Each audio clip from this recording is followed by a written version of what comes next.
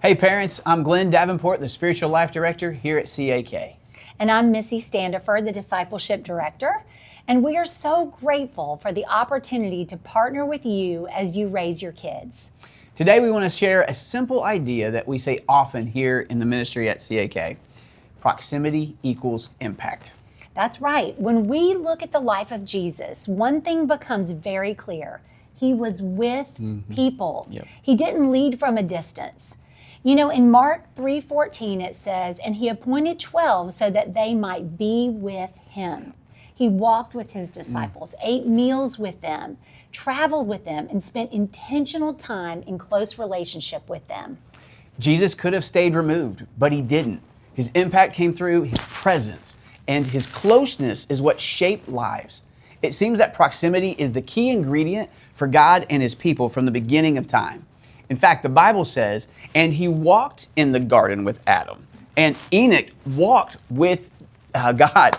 And in James 4:8, it says to draw near to God, and he will draw near to you. Proximity seems to be the key ingredient for transformation and discipleship. And you know, the same is true in our homes. Impact doesn't primarily come from big talks or one-time moments. It comes from consistent presence over time.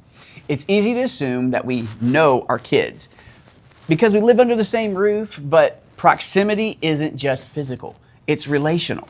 It is. So here are a few questions we've been asking ourselves, and we'd encourage you to consider them too. For instance, what right now is bringing your kid joy? What right now is stressing them out? Yep.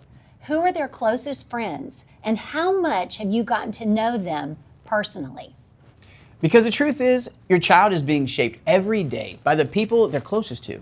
And one of the most powerful things that you can do is step into that space, not as an outsider, but as one who is present and engaged.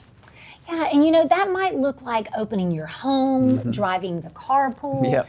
sitting a little longer at the dinner table, or simply just putting your phone down to really listen.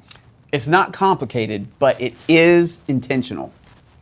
You know, our boys are now 18 and 20 years old, and over the years, as a mom, I've tried to be intentional. Like maybe I'm trying to generate discussion at a table or a special meal. Yeah. And sometimes still they roll their eyes and they say, oh, here she goes. And I'm like, that's right, here I go. Because as a parent, sometimes you just have to endure the eye rolling, the loud sighs as part of being intentional. So don't be discouraged about that. You're not alone. You know, we're raising digital natives. An intentional conversation, it might be awkward, but as we say, Embrace the awkward. There's another layer to this too, right? Proximity isn't just about your kids. It's about the world around them.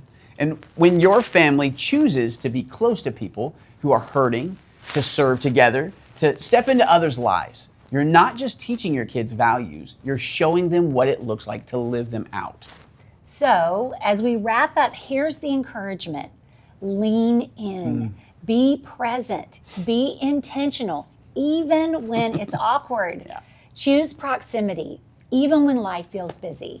Remember, love is often spelled T-I-M-E, time.